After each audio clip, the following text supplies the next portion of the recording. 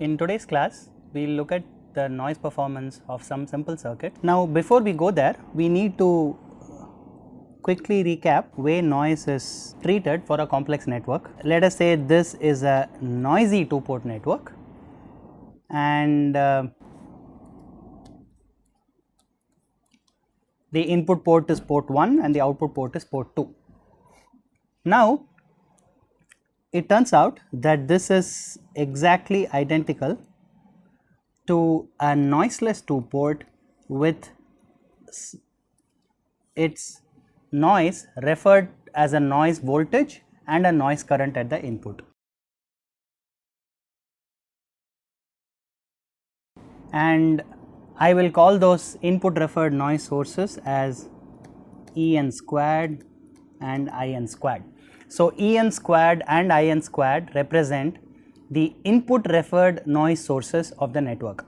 Now, this is unique to the network. So, different circuits will have different values of En and In. The other thing to remember is that in general, En squared and In squared may be correlated. This is because the same set of devices inside the two port that are producing noise contribute to both En squared and In squared. So, in general you would expect En squared and In squared to be correlated. This correlation may be partial or total, and that really depends on the exact circuit that is being considered. The reason you need both En squared and In squared is because in general this two port may be excited with any type of source. So, in other words, it could be excited with an ideal voltage source, an ideal current source, or in general a Thevenin equivalent or a Norton equivalent whose resistance might be any particular value. So, to cover the whole range of Thevenin and Norton resistances, you need both En and In to truly represent the input referred noise of the circuit. Now, let us take some simple circuits and try to determine the input referred noise.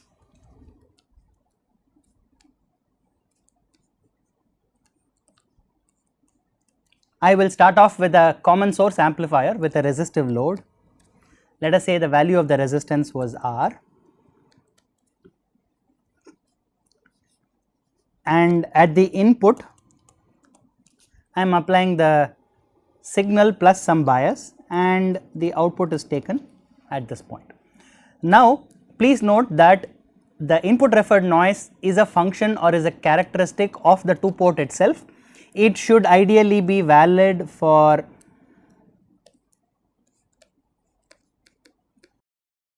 any value of load resistance and any value of source resistance.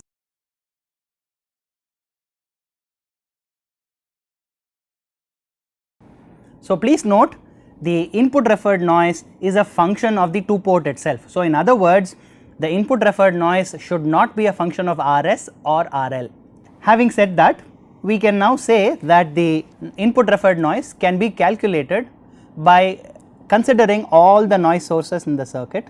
When you are doing noise analysis, the input source does not matter. So, we will ground it. So, the input not a signal of interest. We are only interested in the noise signals inside the circuit. So, I am now going to draw the signal equivalent. This is a resistance R, and the resistance R has a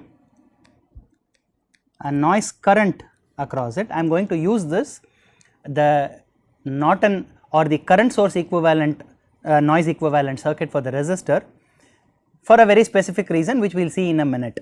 So, IRN squared is equal to 4 kT by R times delta F, and it turns out that the transistor also has a noise current which consists of two components. One of them is the thermal noise, which is 4 kT into 2/3 into Gm, times delta f, and the other component is the flicker noise, which is k over WLC ox times gm squared by f times delta f. Now, we are required to find out the total input referred noise. So, in other words, if this were the input, I want to refer all these noise sources back to its single, to a set of single noise voltage and current. Now, as it turns out, in general a 2-port network would have both an input referred noise current and an input referred noise voltage, but there are several types of circuits which have infinite input impedances. For example, this particular MOSFET has an input impedance that is infinity at very low frequencies, which means that even if there were a noise current, none of it would make its way into the circuit. So, in other words, if I were to excite a 2-port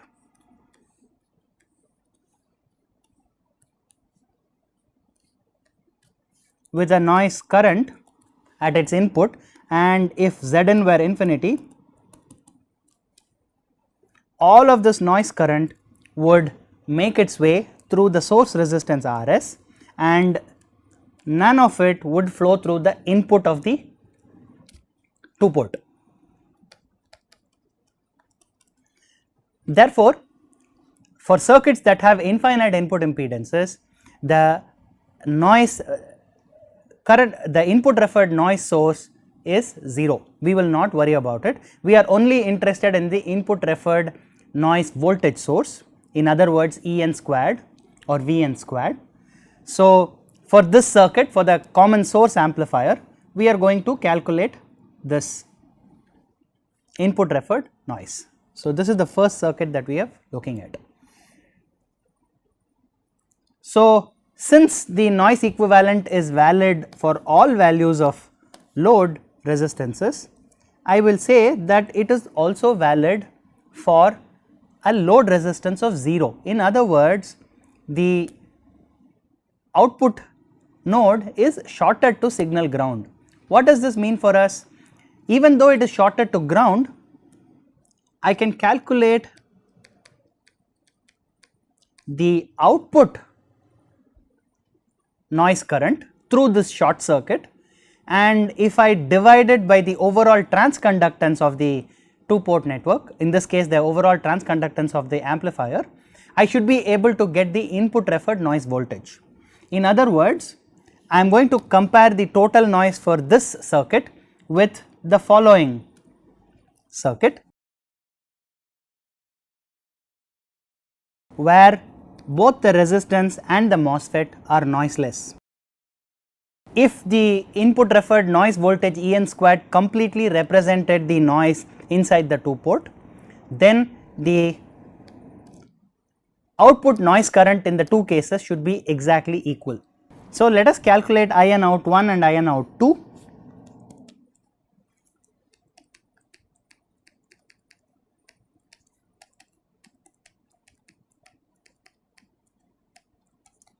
So, we are saying that the two networks are exactly identical. Let us now calculate these two values.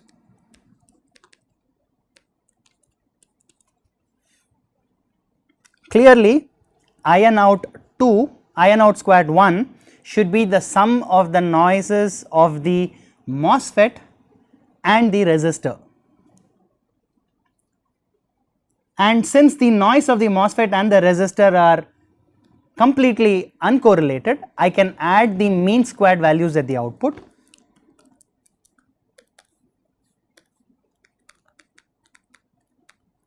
So, I am going to add the mean squared values of the noise currents of the two devices, and the point we need to note is that because the output is a short circuit, all of this current will flow through this short circuit. Similarly, all of this current will flow through the short circuit. So, the complete noise from the MOSFET and the resistor will flow through the short circuit because it offers a zero impedance for the current to flow. Now, I will represent the path spectral densities in this fashion.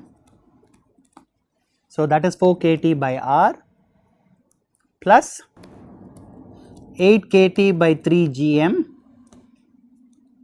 plus the flicker noise.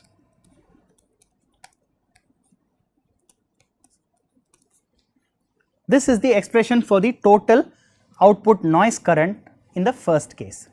What about the second case? I will write that up here.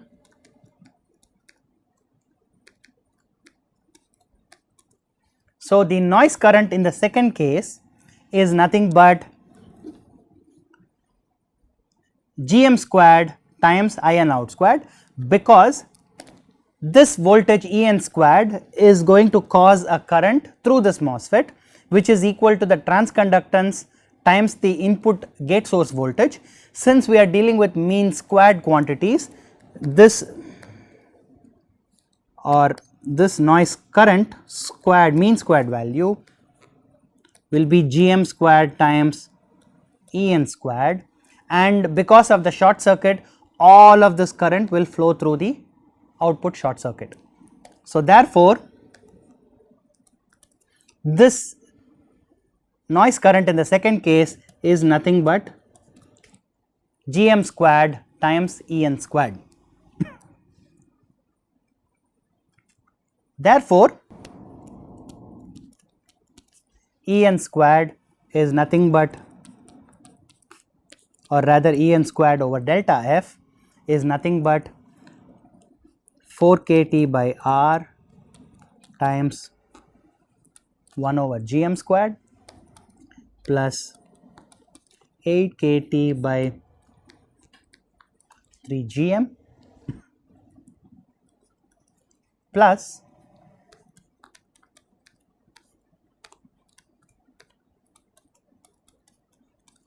K1 over F over WLC aux times 1 over F.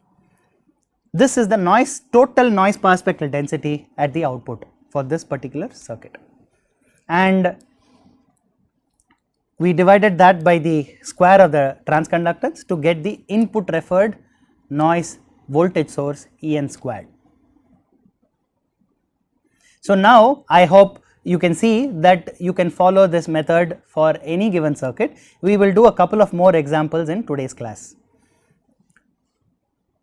Now, the point to note is there are two significant points to note. First of all, for this particular amplifier, the input impedance was infinite, and therefore, we stopped with calculating only the input referred noise voltage. But there are MOSFET circuits where the input impedance is not infinite, and therefore, we would have to calculate the input referred noise current also. We would follow the exact same procedure where we would apply an input referred noise current here, and we would calculate the overall output noise current when we apply this input referred source, and then we would calculate the overall short circuit current without this source when the resistor and the device are noisy. We would compare the two cases and we would determine the value of the input referred noise. More importantly, I have considered a short circuit at the output because the MOSFET being a voltage controlled current source element, it is often very easy to think in terms of the device currents, and we know that currents tend to take the path of least resistance or least impedance. Therefore, if we short circuit the output, we know that all of the current will flow through that output node, and therefore, the analysis simply becomes easier. It is perfectly fine to consider the output node as an open circuit and find out the output referred noise voltage and divide it by the overall voltage gain of the circuit. In other words, you find out the output referred noise voltage in both cases, with and without En, and you equate the two and determine the value of En squared. You may rest assured that you will get the exact same value in both cases. Let us try one more example. I will take the same common source amplifier,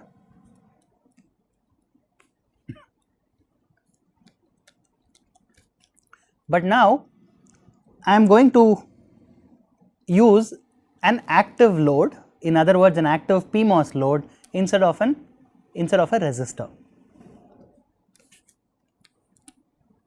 So, let us say this transistor was M1 and the PMOS transistor was M2.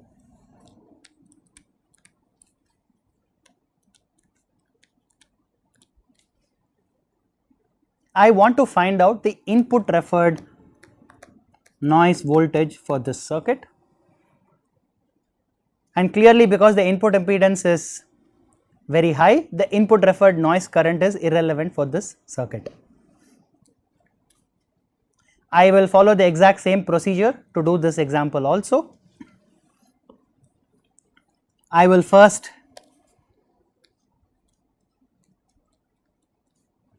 note that both these transistors have drain thermal noises. Please note that when you are considering noise, especially when the noise sources are uncorrelated, the direction of the noise current does not matter, because you are always adding them in mean squared terms. And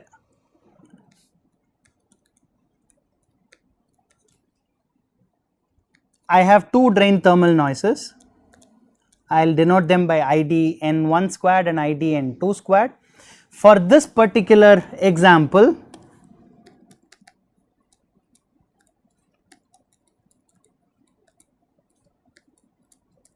I will ignore flicker noise, but please note that it is very easy. The behavior of the circuit for flicker noise is almost exactly the same as that for thermal noise.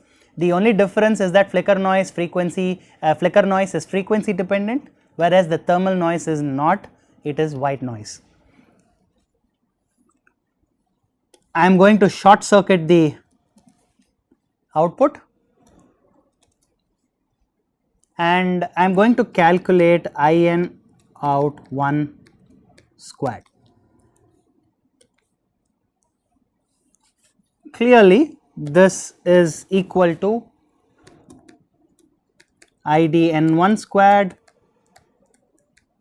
plus ID N2 squared, because both of those noise currents will prefer to flow into the absolute short circuit at the output node. Because the two noise sources are uncorrelated, I can add them as mean squared quantities, and therefore the total output noise current in this case is 8 kT by 3 into GM1 plus GM2 times delta F. Now, I consider the other case when both these transistors are noiseless.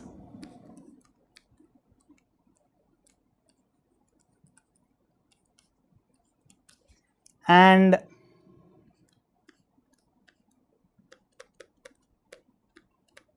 I only have the input referred noise source En squared at the input, and please note that noise is a small signal. So, all small signal quantities, all small signal analysis is valid for noise.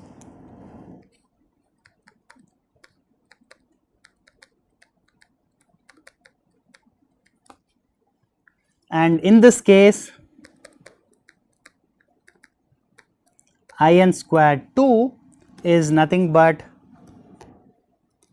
GM1 squared times En squared. Now, I know that this should be equal to In out 1 squared, and therefore En squared by delta F is simply 1 over GM1 squared times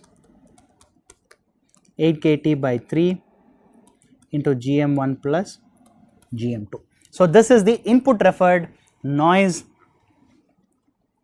voltage squared for this particular circuit. Now, let us look at this in a little bit more detail, because this is quite interesting. So, I will write it again on this page for your reference, and now I am going to take the GM squared inside the braces .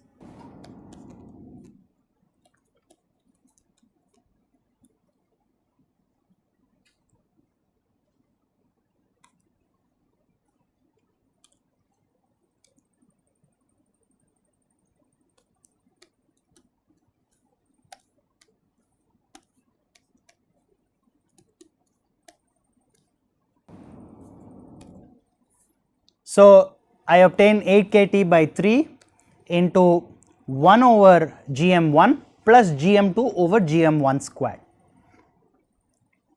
Now, clearly for an ideal noiseless 2 port, En squared would be 0, In squared would be 0. So, if I want to reduce noise,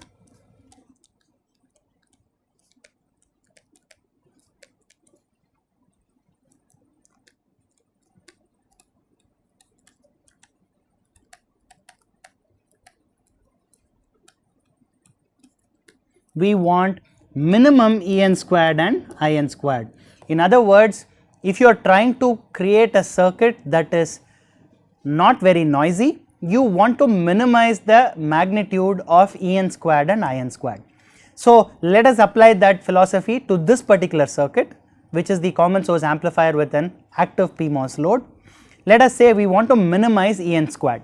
What design implication does it have for us?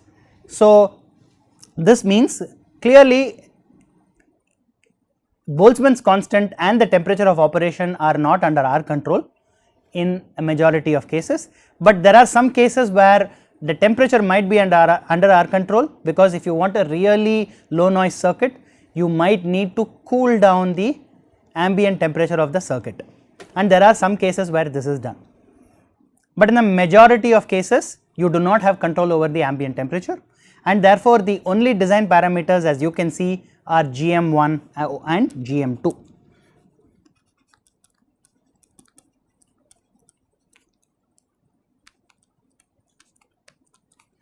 In our case, this clearly points out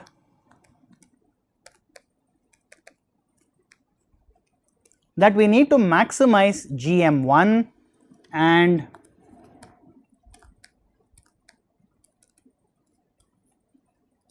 minimize GM2. Now, please note that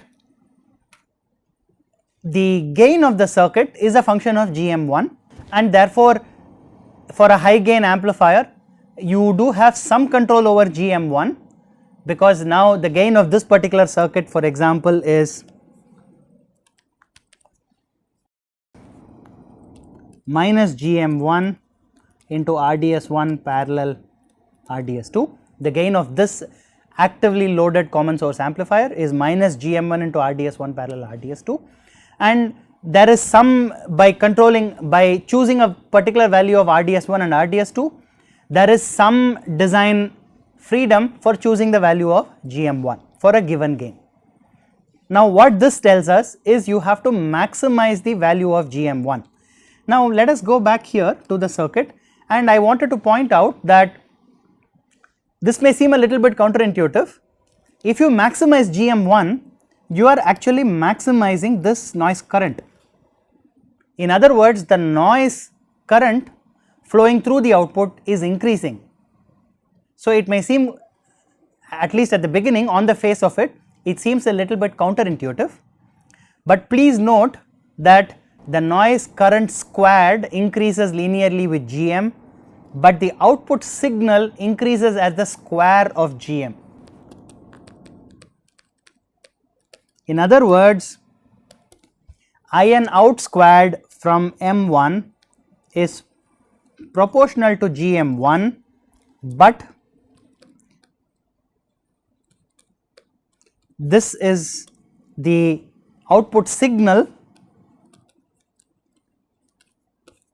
is clearly, the output current is clearly Gm times Vs, which is the input signal, and if you are looking at I out squared, which is the output current power, this is proportional to Gm1 squared. So, if you choose a larger Gm1, you will get a larger noise, but you will get a much larger signal. So, you will get larger gain, RDS1 and RDS2 being constant. If you choose a larger Gm1, the gain will be even larger, and therefore, the signal to noise ratio at the output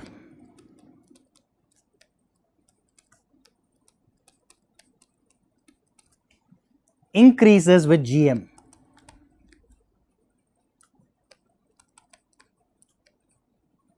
Please note this.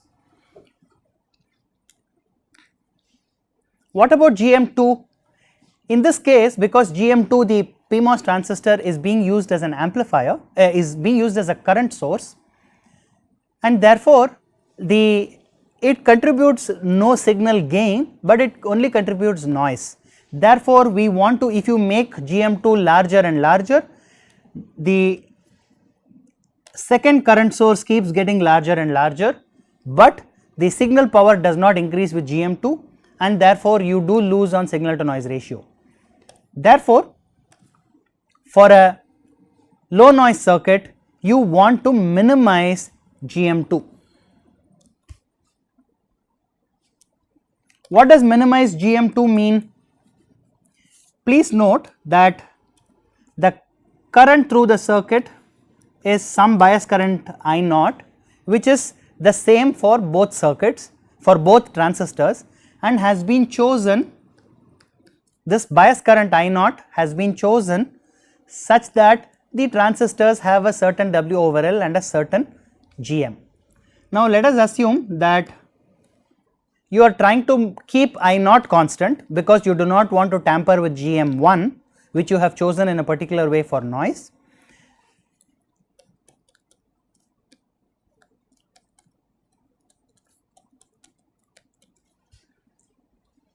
For constant I naught, if you want to minimize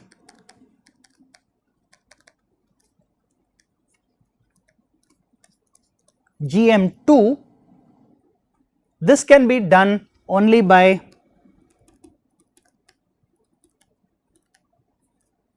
minimizing W over L of M2, which is the PMOS transistor in this case. Now, if you keep the bias current constant and try decreasing W over L, what happens is the VD sat or the VSD sat of the PMOS transistor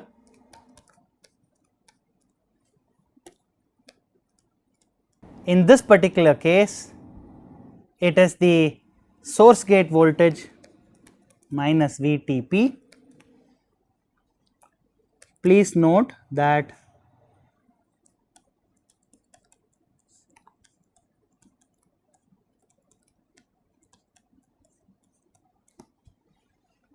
this is inversely related to the W over L of the device. In other words,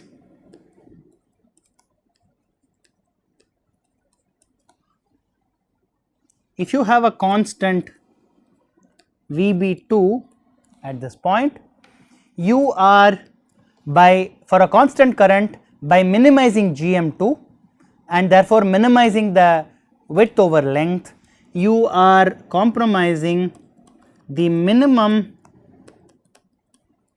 voltage required across the transistor M2, the minimum voltage required to keep the transistor in saturation, and that is extremely important to get large gain from this circuit. So, if you try to decrease VD sat of the PMOS transistor increases and swing limits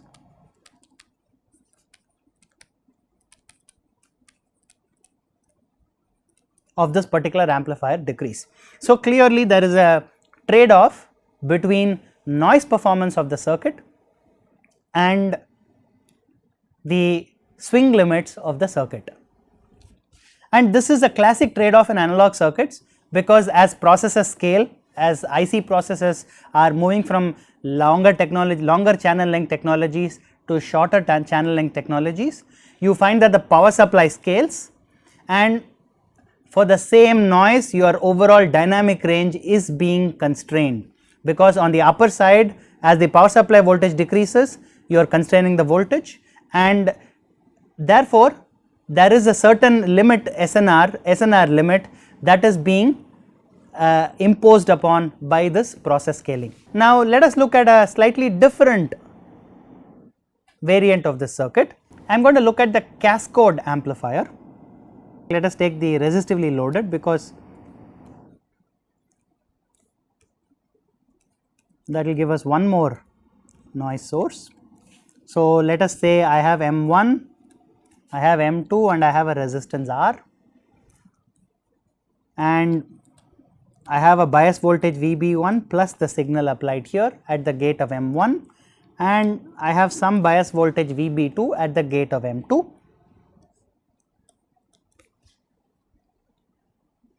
And now I want to find out the input referred noise voltage of this particular circuit, and as before I am going to short circuit the output.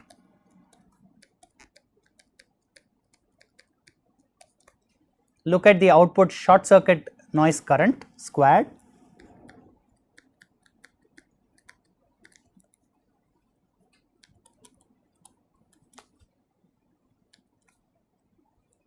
There are 3 noise sources for this circuit.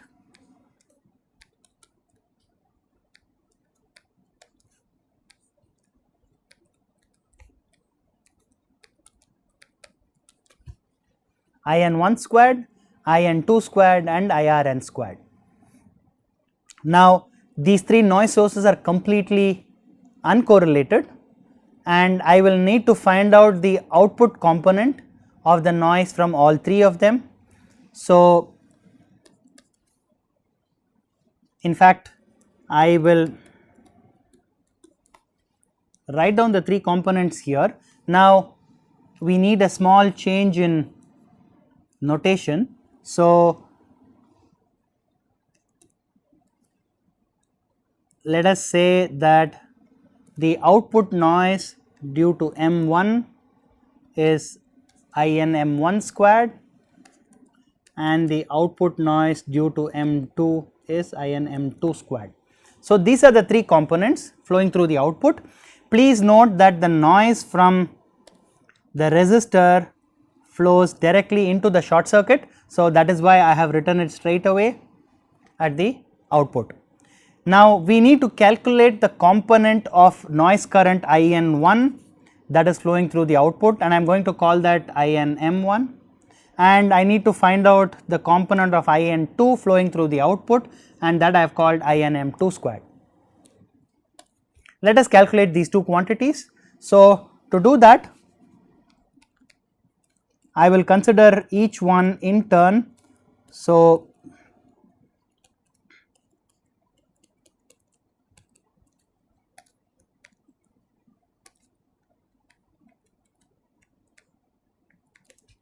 I am interested in the noise current flowing through the output short circuit due to IN1 squared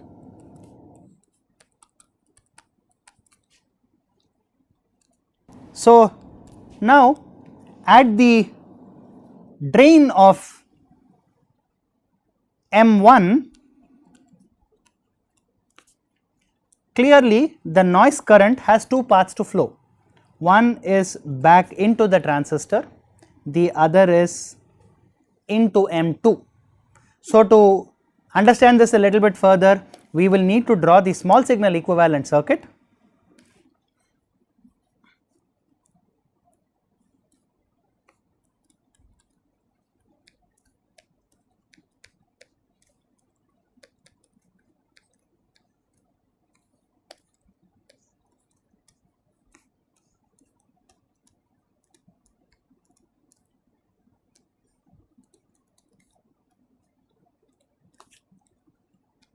I will call this intermediate node voltage as Vx,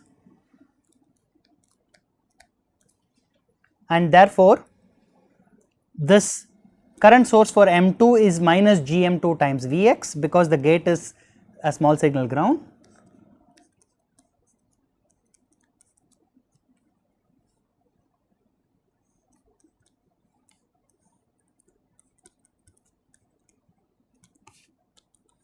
Please note that for noise purposes the gate of M1 is also grounded, and therefore, this is GM1 times 0, and at this point I am applying the drain thermal noise of M1, which is IDN1 squared. Now, this current has to flow in only one of two paths. It either flows through RDS1 or it flows up here. Now, it turns out that the impedance looking up is simply 1 over GM2, because this current source comes completely in parallel with RDS2. This current source is, please note that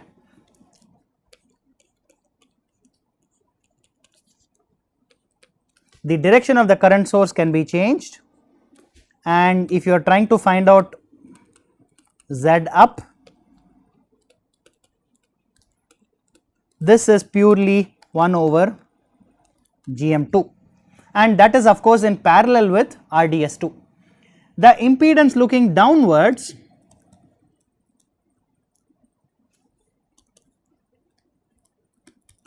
is RDS1, and as you can see clearly, for typical values of GM and RDS,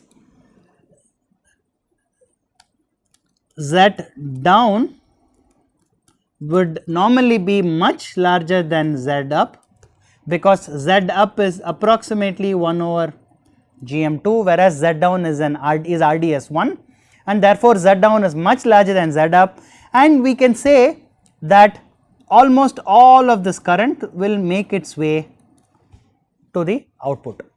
So, in other words, most of this current, almost all of this current will flow up into M2 and eventually into the output. This means that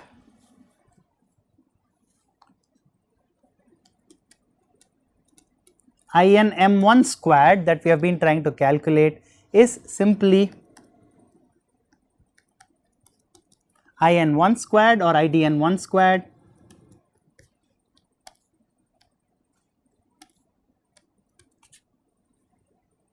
which is 8 kT by 3 GM1 times delta F. What about ID2? Now, let us take that circuit.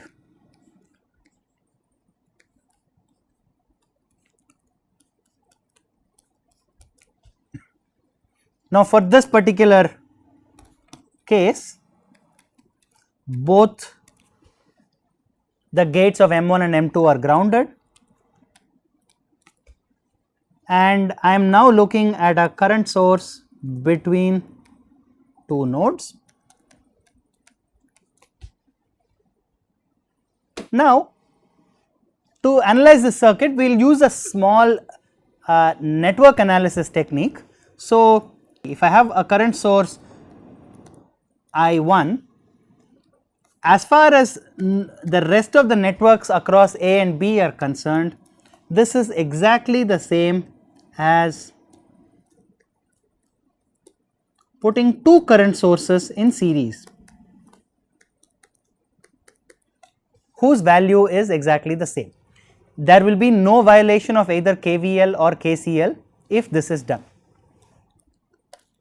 Number 2, even if I decide to ground or apply any specific voltage at the intermediate node, please note that there is no current through this node. You can clearly see that by applying KCL at this intermediate node, and therefore the rest of the network is not disturbed across it. This configuration looks exactly the same as this configuration across the nodes A and B, and we will use this particular technique to analyze the circuit. So, we will split IN2 squared as two sets of sources. To do this, I will make a copy of this particular network. I will show this in blue.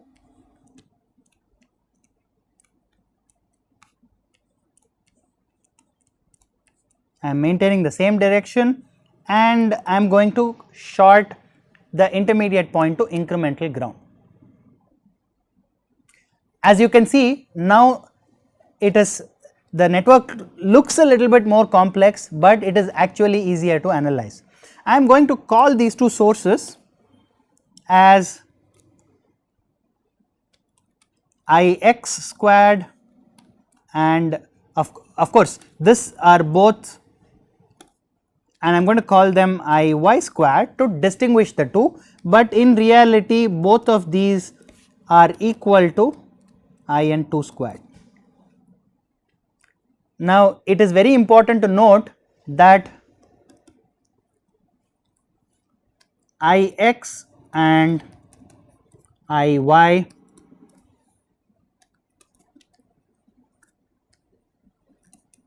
are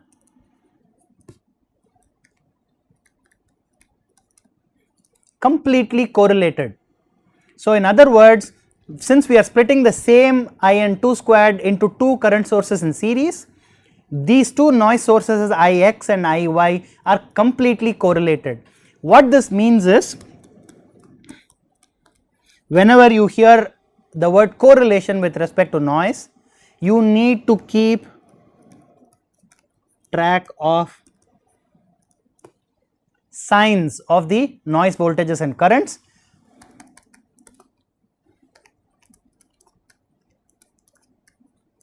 In this case, we need to keep track of current directions. So, we are, to summarize, we are trying to calculate IN_M2 squared.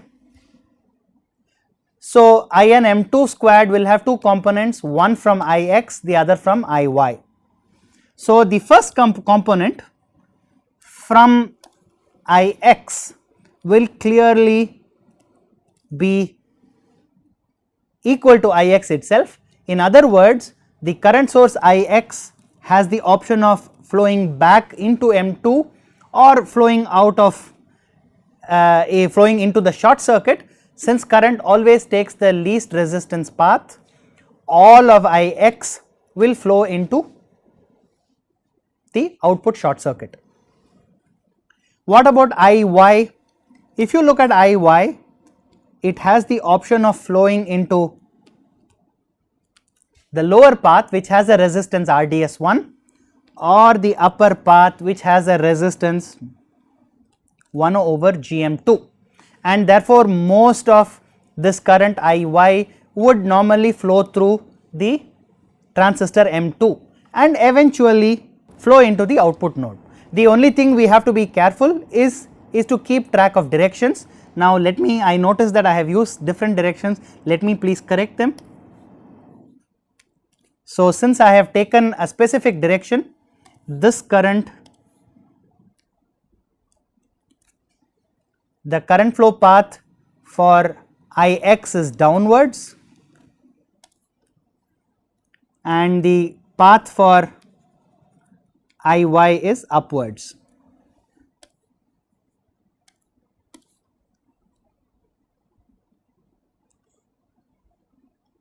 I will show that in a different color like this.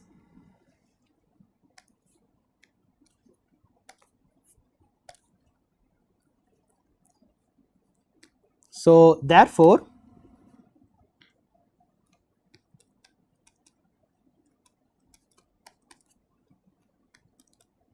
now we no longer deal with mean squared quantities, because we have to keep track of correlations, and therefore we have to talk about the signal with the signs involved. So, in M2 will have a component from Ix, which is Ix itself, minus, please note that the two current directions are opposite, minus Iy, because almost all of Iy flows through the output also in the opposite direction.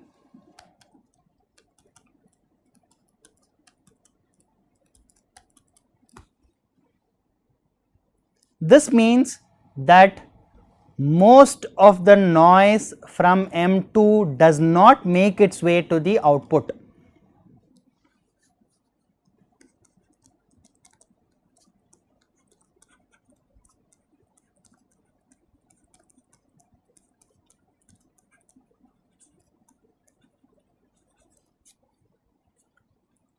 And therefore, now we can write the total noise current at the output, which is 4 kT by R plus 8 kT by 3 GM1. In the case where I have a noiseless circuit with an input referred noise, we know that the overall transconductance of the cascodes is the same as that of the of device M1, and therefore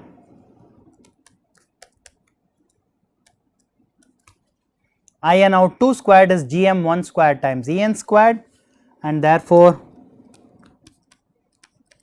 En squared by delta F is nothing but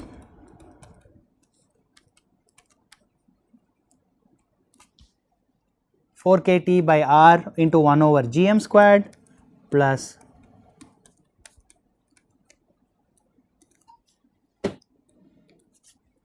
as you can clearly see, the noise from the cascode is appearing at the output.